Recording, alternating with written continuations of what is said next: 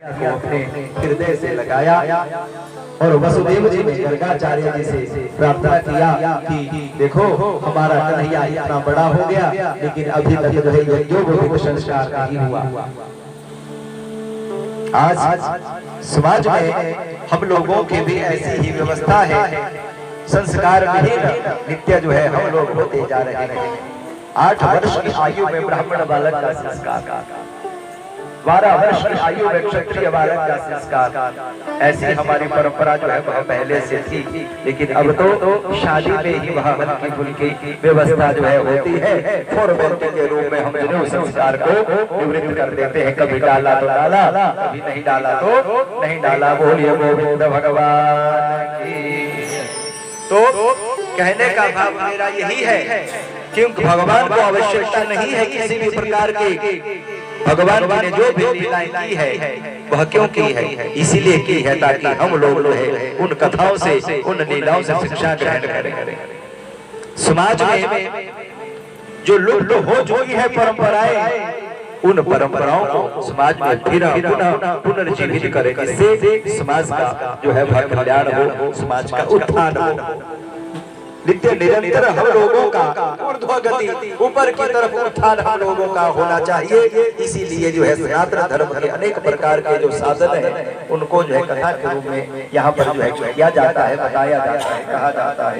बोलिए वृंदावन के बिहारी लाल की। तो आज भगवान कृष्ण बलराम का यज्ञोपवीत संस्कार होता है और शांतिपुरी मुनि के आश्रम में भगवान को विद्या अध्ययन करने के लिए जो है वह भेज दिया जाता है। भगवान शिक्षा ग्रहण करते हैं और इधर कंस की जो पत्नियां थी, कौन अस्थि और प्राप्ति, अपने पिता जरासंध के पास जाकर के अपने पति के मृत्यु का समाचार सुनाती हैं कि कन्हैया ने हमारे पति का वध कर दिया। अब जरासंध ने जैसे ही सुना तो दोनों को मारने के लिए जो है अनेक प्रकार से उसने प्रण कर लिया। किसी ने कहा कि जब भगवान परसों का वचन देकर के वृंदावन वासियों को मथुरा गए थे, लेकिन उसके बाद वापस नहीं लौटे, तो क्या भगवान जी ने झूठ कहा? सुखदेव जी कहने लगे कि हे राजन, भगवान जी ने झूठ नहीं बोला। तो भगवान क्यों नहीं कहे? उसके कारण क्या कारण है? बोला जैसे ही कंस का वध हुआ तो जरासंध ने उस समय जो है जरासंध कंस के समान ही प्रतापी जो है वह राजा, वो बहुत बड़ी उसके पास सेना थी। तो ये भगवान ने विचार किया कि यदि अब इस समय मैं जो है वृंदावन में चला जाता हूँ तो इसका फायदा उठा करके, इस अवसर का फायदा उठा करके जो है जरासंध जो है वह मथुरा के ऊपर जो है आक्रमण कर देगा और मथुरा के ऊपर आक्रमण करके एक आदमी का जो है वध करके जो है सबको मथुरा वासियों को समाप्त कर देगा। इस भय के कारण भगवान जो है मथुरा को छोड़ करके नहीं गए। तो दूसरा भाव है, संतों ने कहा कि ठीक है भगवान नहीं जा सकते तो वृंदावन वासियों को बुला लेते, एक कोई नगर बसा देते। तो बोला ये भी संभव नहीं था, क्योंकि भगवान नहीं चाहते थे कि मेरा और जो वृंदावन वासियों का, ब्रजवासियों का जो प्रेम है वह प्रकट हो, उसका स्वरूप जो है वह सबके सामने आए। क्यों? क्योंकि जो दुष्ट होता है उसको मौका चाहिए होता है कहीं ना कहीं से। जैसे अश्वत्थामा ने किया है ना कि अगर उधर से बात नहीं बनी तो उधर में रह करके जो है मथुरा में रह करके मथुरा की रक्षा भगवान जो है वह अपने हाथों जो है वह करते हैं। उधर जब शिक्षा ग्रहण करने के लिए सांदीपनी मुनि में आए तो 64 दिनों में 64 प्रकार की जो समस्त विद्याएं होती है उनका अध्ययन जो है वह कन्हैया ने कर लिया। एक दिन की बात, गुरु माता ने दोनों बालकों को जंगल से समुदाय आदि लाने के लिए जो है वह भेजा। वहां पर बहुत भयंकर वर्षा हुई के लिए दिए थे तो वर्षा से बचने के लिए पेड़ के ऊपर दोनों इकट्ठे हो गए। सुदामा जी ने अकेले खा लिए, भगवान जी को नहीं दिया। आगे जो है बलवरी कथा इसका विस्तार से जो है वर्णन आएगा सुदामा चरित्र में। किस कारण से सुदामा दरिद्र हुए थे, जो भगवान जी को न देकर के उन्होंने ग्रहण किया था। अदत्त दानाद भवे दरिद्रो, यहाँ पर कहना चाहते हैं इस माध्यम से, अदत्त दानाद दरिद्रता कैसे प्राप्त होती है हमारे जीवन में, तो अदत्त दान न देने का जो हमारी प्रवृत्ति होती है, उसी प्रभाव से हमें दरिद्रता जीवन में सहन करनी पड़ती है। दरिद्र प्रभाव और दरिद्रता के प्रभाव से जो है वह पाप होते हैं। पाप प्रभाव नरकम प्रयाति, और पाप के प्रभाव से जो है वह नरकों में जाना पड़ता है। और दान प्रभाव, दान के प्रभाव से पुण्य की प्राप्ति, पुण्य की प्राप्ति से स्वर्ग की प्राप्ति, और स्वर्ग की प्राप्ति से अनेक प्रकार के सुखों को जीव जो है वह भोगता है। जैसे ही 64 दिनों में भगवान जी ने सारी विद्याएं जो है वह पूर्ण रूप से सीख ली, अब विदा होने का समय आया। तो गुरु माता ने कहा कि भगवान जी जब आज्ञा लेने लगे तो गुरु माता कहने लगी कि हे पुत्र, मेरे एक पुत्र था जो कुछ समय पहले समुद्र में जाकर के डूब गया। मैं नहीं जानता कि वो कहाँ है, लेकिन जैसे ही आप हमारे आश्रय आए, आप देख करके मैं सब कुछ भूल गई। जैसे ही अब आप जा रहे हो हम लोगों को छोड़ करके, तो फिर से मुझे उस पुत्र की याद आई। तो क्या करो, हाँ, गुरु दक्षिणा मुझे उस पुत्र को लौटाओ। भगवान जी ने कहा कि गुरु माता जैसे आपकी आज्ञा। भगवान यमलोक पहुंच जाते हैं और धर्मराज द्वार के ऊपर आए, भगवान जी को अंदर नहीं जाने दिया। शंका की संतों ने की, भगवान को अंदर जाने क्यों नहीं दिया? भगवान की तो सर्वत्र गति है, वो चाहे जहाँ जा सकते। तो बोला यदि भगवान जी यमलोक में अंदर प्रवेश कर जाते तो नरकों में जो पापी थे, जो अपने किए हुए कर्म के फल को भोग रहे थे, तो भगवान का दर्शन मात्र करने से सबकी छुट्टी हो जाती और यमलोक खाली हो जाता। धर्मराज यमराज है, इसीलिए उन्होंने दरवाजे के महाराज क्या करे, अब आज्ञा करें। बोले ऐसे ऐसे मेरी गुरु माता का पुत्र यहाँ पर आया है, उसको जो है वह लौटा दो। तो गुरु पुत्र को लेकर के भगवान वापिस आए और गुरु माता को सौंप करके फिर वापिस जो है अपने जो है मथुरा में लौटते हैं। बोलिए गोविंद भगवान की, वृंदावन के बिहारी लाल की, गोविंद जय जय गोपाल जय जय, गोविंद जय जय गोपाल जय जय, गोविंद जय जय गोपाल जय जय, गोविंद जय जय गोपाल जय जय, नारायण हरि गोविंद जय जय, नारायण हरि गोविंद जय जय, नारायण हरि गोविंद जय जय, नारायण हरि गोविंद जय जय, गोविंद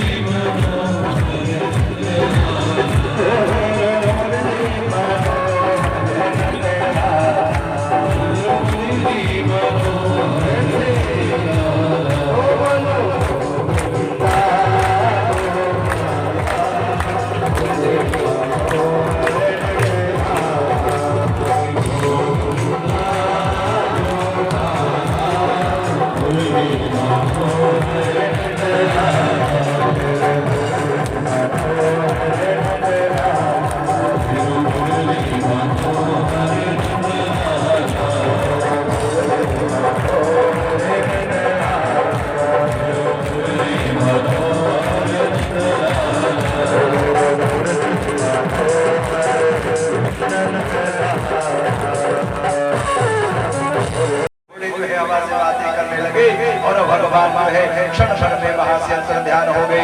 जब थोड़ी देर के बाद जो है सेनापति आया तो बोला रुक्मणी कहाँ है, रुक्मणी कहाँ है? तो सब सैनिक आपस में बात करने लगे रुक्मणी कहाँ है, रुक्मणी कहाँ है? तब देखा उन्होंने कि रुक्मणी को तो काला काला बंसरी वाला ले गया, ले गया, ले गया। सारे विदर्भ में हल्ला पड़ गया और शिशुपाल रुक्मी ने अपने सैनिकों को आज्ञा दी कि जल्दी से जो है वह सेना तैयार करो। और रुक्मी ने सेना तैयार की और रुक्मी भी जो है भगवान के पीछे पीछे चलने लगे। उधर से दाऊ भैया को शंका हुई, बोला कन्हैया आज कहाँ जा रहा है? तो दाऊ भैया भी पीछे पीछे रास्ते में जो है वह मिल जाते हैं। बोला कन्हैया कहाँ? मुझे भी नहीं बताया। बोला भैया इतनी जल्दी में सब कुछ हो गया। बोला आपको बताने का अवसर नहीं मिला। तो बोला कोई बात नहीं, अब बहू को लेकर के घर जाओ, मैं जो है इनसे सेना से जो है भाग बनता हूँ। खूब हुआ और जैसे ही रुक्मी को भगवान ने मारने के लिए जो है वह तलवार उठाई, रुक्मिणी ने हाथ पकड़ लिया, प्रभु छोड़ दीजिए, मेरा भाई है, इसके अपराध को क्षमा करो। भगवान ने रुक्मिणी को छोड़ दिया और देवी रुक्मिणी को लाकर के भगवान अपने घर में, अपने द्वारिका में जो है वह स्थापित करते हैं। बड़ा भारी विवाह का उत्सव हुआ। तो इस कथा से हम लोगों को क्या शिक्षा? भगवान है ब्रह्म और जो रुक्मिणी है वह है लक्ष्मी। लक्ष्मी को यदि हम जबरदस्ती अपने अधिकार में रहना चाहें, लक्ष्मी सदा सर्वदा भगवान के श्री चरणों में जो है वह स्थिर रहते हैं। हम क्या सोचते हैं? अपने पॉकेट में, अपनी अलमारी में, बैग में, तिजोरी में उसको रोक करके रख देंगे। लेकिन भगवती लक्ष्मी अंततोगत्वा किसी न किसी बहाने से भगवान के श्री चरणों में जो है जाकर के फिर से पहुंच ही जाती है। तो इस प्रकार से खूब मंगल हुआ और खूब सुंदर वेदी बनाई गई और ब्राह्मणों के द्वारा स्वस्थ वाचार पूर्वक रुक्मिणी का जो है पानी ग्रहण संस्कार भगवान ने किया। तो इस प्रकार से रुक्मिणी मंगल आज बहुत जो है दिव्य उत्सव जो है वह हुआ। तो आइए हम भी इस अपने मन मंदिर में भगवान श्री श्याम सुंदर और रुक्मिणी की सुंदर झांकी को बसा करके जो है इस उत्सव का आनंद लें। बोलिए गोविंद भगवान की। ओ मेरी मंगनी, ओ मेरी मंगनी हो गई, सहलियो नंद बाबा के बेड़े। मेरी मंगनी हो गई, सहलियो नंद बाबा के बेड़े। मेरी मंगनी हो गई, सहलियो नंद बाबा के बेड़े।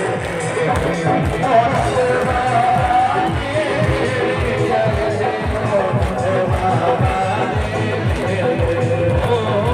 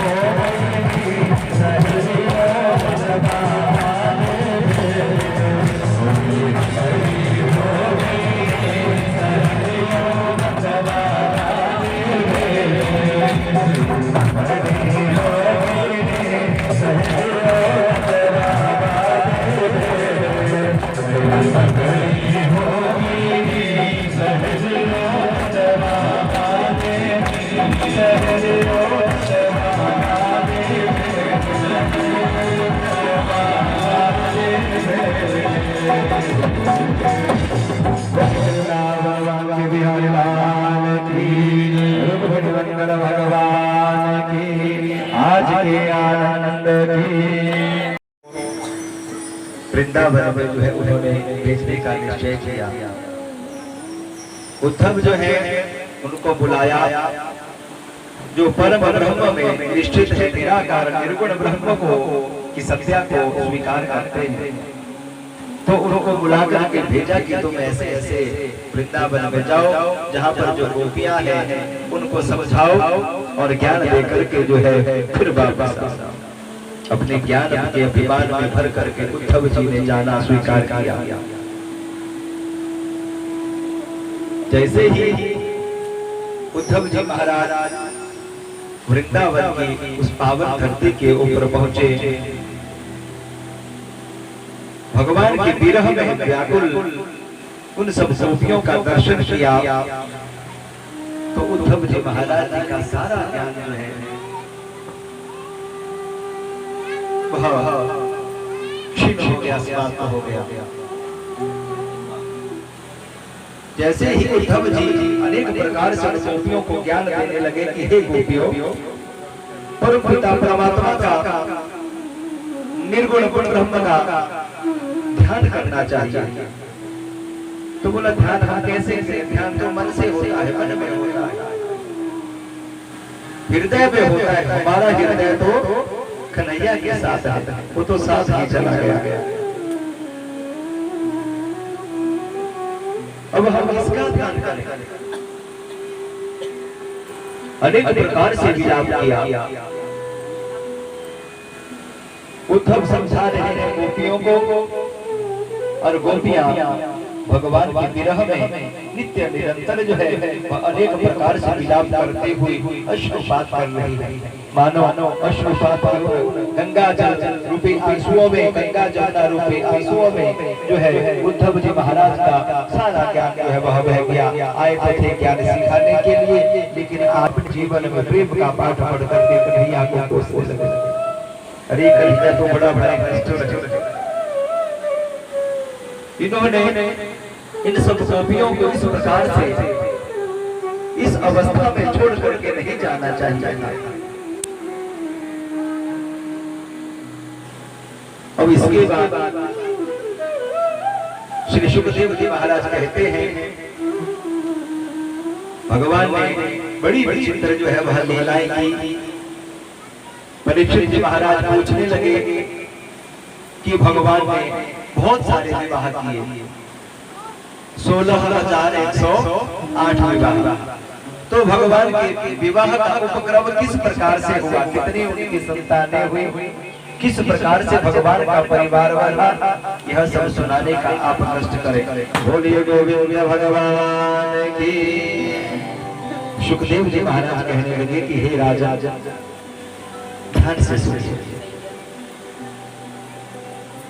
सबसे पहले तो भगवान जी की 8 बटदानियां, यह प्रकृति के ही 8 रूप हैं। अष्टविधा प्रकृति को कहा जाता है। भगवान कोई जैसे हमारे और आपका व्यवहार होता है उस प्रकार से व्यवहार नहीं करते। तो बोलिए गोविंद भगवान की। विदर्भ देश में कुंडिनपुर का एक राज्य था। वहां पर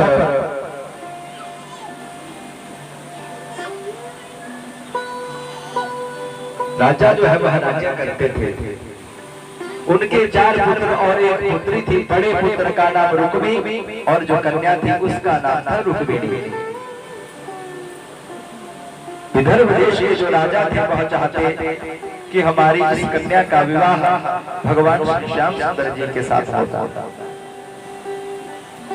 एक दिन की बात, महल में भगवान नारद जी का आगमन होता है और नारद जी भगवान के गुणों को, भगवान की कीर्ति को उस महल में सबके सामने जो है वह गाने और सुनाने लगे। रुक्मिणी ने जैसे ही भगवान के गुणों को सुना तो अपने मन से जो है भगवान को पति मान लिया। लेकिन जो रुक्मी था, बड़ा भाई था, उसका एक मित्र था जिसका नाम था शिशुपाल, जो भगवान की बुआ का लड़का था। रुक्मी शिशुपाल से भगवान का विवाह करना चाहता था। वो एक दिन की बात, शिशुपाल के साथ भेंट हुई और रुक्मिणी का विवाह शिशुपाल के साथ जो है वह निश्चित कर दिया। रुक्मी घर आया पिताजी के पास कि पिताजी, मैंने तो जो है रुक्मिणी का विवाह जो है अपने मित्र शिशुपाल जी के साथ जो है निश्चित कर दिया। बोला कब? बोला परसों ही बारात आने वाली है। तो बोला ऐसे कैसे विवाह हो सकता है? ना रुक्मिणी जी से पूछा, ना किसी और को पूछा, ना किसी से कोई विचार, ना किसी से कोई परामर्श। तो रुक्मी बोला कि किसी भी प्रकार की कोई विचार विमर्श करने की जो है वह आवश्यकता नहीं है। आजकल आधुनिक युग है, आधुनिक रूप से आधुनिक युग से विवाह होते हैं।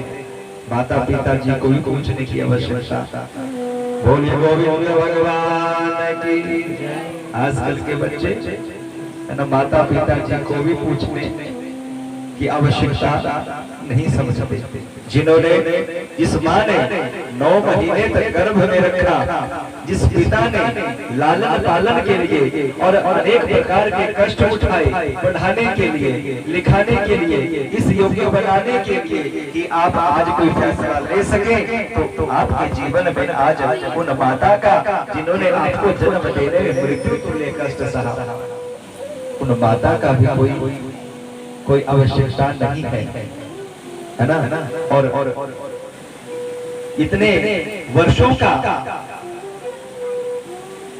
संबंध छोड़ करके उस थोड़े से अपने व्यक्तिगत स्वार्थ के लिए सभी संबंधियों के सभी रिश्तों को तिलांजलि दे करके हम अपने परिचित द्वारा जो है वह चले जाते हैं। कहाँ पे? कोर्ट। तो कोर्ट में तो भैया कॉन्ट्रैक्ट होता है। कोर्ट में विवाह संस्कार 8 प्रकार के विवाह कहे गए हैं सनातन धर्म में।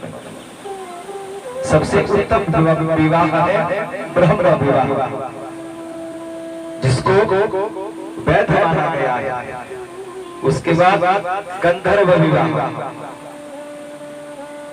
इस प्रकार से पैशाच, राक्षस विवाह आदि आदि के 8 प्रकार हैं।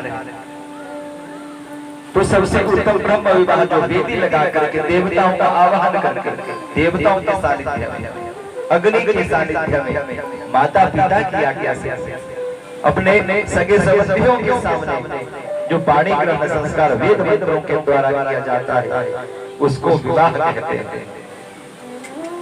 और जो आजकल जो प्रवृत्ति चली है उसको विवाह की संज्ञा नहीं दी जा सकती। बोलिए भगवान के बिहारी लाल की। इसी कारण से जब संस्कारों का लोप हो रहा है तो जो अनेक प्रकार की कुरीतियां हमारे सामने उपस्थित हो रही है, संस्कारों के लोप होने के कारण ही हम सब लोगों को ये सब देखना पड़ रहा है। बोलिए गोविंद भगवान की। तो भैया देखते हैं आपका आधुनिक विवाह। तो अब जो बोलिए वृंदावन भगवान के बिहारी लाल की। बोला परसों बारात आएगी शिशुपाल की और तैयारियां शुरू होने लगी। रुक्मिणी मैया को बड़ी भारी चिंता हुई कि अरे मैं तो मन से भगवान को चाहती हूँ, लेकिन रुक्मिणी ने ये क्या गड़बड़ कर दिया। तो जाकर के अपनी भाभी के पास, जो रुक्मिणी की धर्म पत्नी थी, उसके पास निवेदन करती है।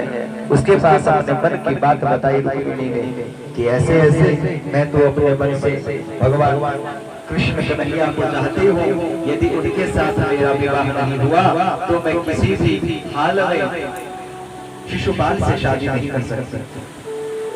तो भाभी ने कहा कि यदि ऐसा है तो क्या करो, तुम जो है प्रेम पत्र लिखो भगवान को।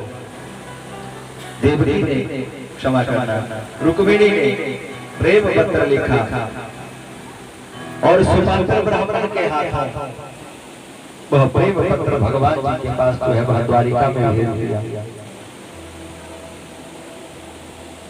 द्वारिका में वह ब्राह्मण पहुंचे, भगवान ने सत्कार किया, अपने अपने दरबार में बैठाया। कहो ब्राह्मण कैसे आए हो? बोला ऐसे ऐसे महाराज रुक्मिणी जी का संदेश लेकर के आया हूँ, तो यदि आप इसको पढ़े और पढ़ करके मुझे जवाब दे, संदेश लेकर के मैं रुक्मिणी के पास जो है वह जाना चाहता हूँ। तो भगवान ने कहा कि आप ही पढ़ दो। तो बोला महाराज प्रेम पत्र है, दूसरों का प्रेम पत्र नहीं पढ़ना चाहिए। तो भगवान बोले मेरी कौन सी ऐसी बात है जो ब्राह्मणों से छुपी? ब्राह्मणों से मैं कुछ नहीं छुपाता, क्योंकि नमो ब्रह्मण्य देवाय गो ब्रह्मण हिताय च जगत हिताय कृष्णाय गोविंदाय नमो नमः। नमो ब्रह्मण्य देवाय, भगवान ब्रह्मण्य देव हैं,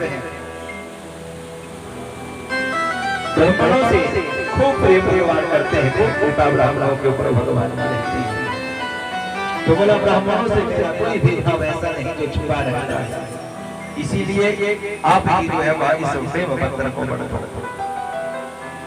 तो अब ब्राह्मण देवता उस प्रेम पत्र को पढ़ने लगे।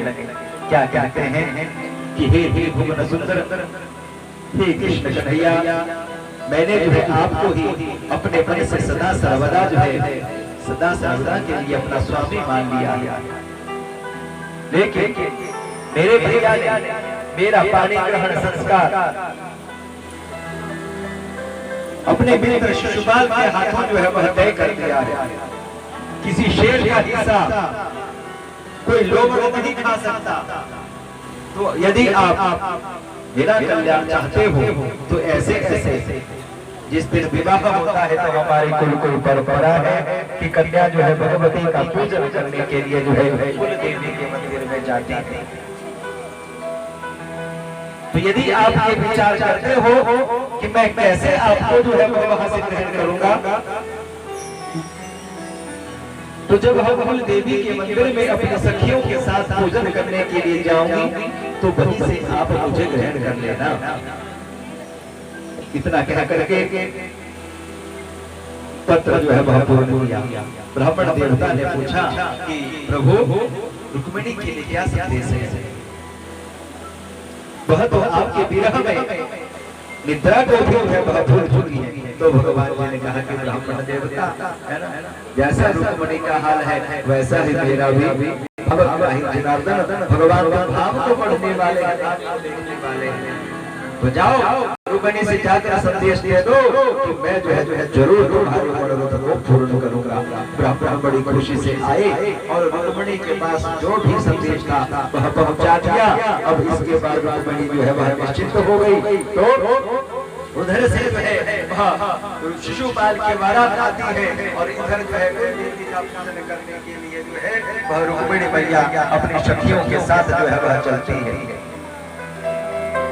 लेकिन रुक्मिणी ने क्या किया कि आज पूरे विदर्भ राज्य को जो है छावनी में जो है वह बदल दिया, क्योंकि वह कन्हैया बड़ा चलिया है, उसका कोई भरोसा नहीं है ना, वो कहीं से भी आ सकता है, कुछ भी कर सकता है। तो खूब सैनिकों का पहरा जो है वह लगा दिया। बोलिए गोविंद भगवान की। अब रुक्मिणी मैया भगवती कुल देवी का पूजन करने के लिए मंदिर में जा रही है। इधर उधर देख रही है कि कहीं श्याम सुंदर तो नहीं आ गए, लेकिन जैसे ही सभी सैनिकों के ऊपर अपनी कृपा दृष्टि डालती तो सब सैनिक यही सोचते कि देखो कितनी सुंदर रुक्मिणी जी, तो मानो रुक्मिणी जी लक्ष्मी का स्वरूप है। उनके ऊपर दृष्टि डाल करके उनकी आयु का ही हरण कर लेती। देवी कुल देवी के मंदिर में गई, माँ का पूजन किया, माँ से आशीर्वाद लिया। नंद गोप सुतम देवी पतिं कुरु मे ते नमः कात्यायनी महामाये महायोगिन्यधीश्वरे नंद गोप सुतम देवी पतिं मे कुरु ते नमः। माता जगदम्बिका ने रुक्मिणी जी के मन का भाव बढ़ा और आशीर्वाद के रूप में जो है धरती से जो है एक फूल जो है वह छूट गया। रुक्मिणी के आंचल में जैसे गिरा, अब रुक्मिणी जो पूर्ण विश्वास हो गया कि अब मेरी मनोरथ जो है वह पूर्ण होगा। अब जैसे ही बाहर निकलने लगी तो देखती है सभी सैनिकों के ऊपर कृपा दृष्टि की, कहाँ मेरे कृष्ण कन्हैया होंगे, कहाँ मेरे कृष्ण कन्हैया होंगे। और सभी जो सैनिक थे वह रुक्मिणी मैया को देख करके जो है अपने सुध बुध को भूल रहे हैं। और तभी भगवान जैसे बादलों के ऊपर बिजली जो है वह कड़कती है, एकदम से क्षण भर में अंतर्ध्यान होती है, वैसे ही भगवान श्याम सुंदर अपने रथ के ऊपर आए और रुक्मिणी जी को हाथ से पकड़ करके अपने रथ पे बैठा लिया। और जैसे अपने रथ के ऊपर बैठाया तो दोनों की झांकी इतनी सुंदर हो रही है कि सभी सैनिक जो है उस झांकी को देख करके मंत्रमुग्ध हो रहे हैं। अरे देखो कितनी सुंदर जोड़ी है, कितनी सुंदर जोड़ी है, दोनों कितने सुंदर लग रहे हैं।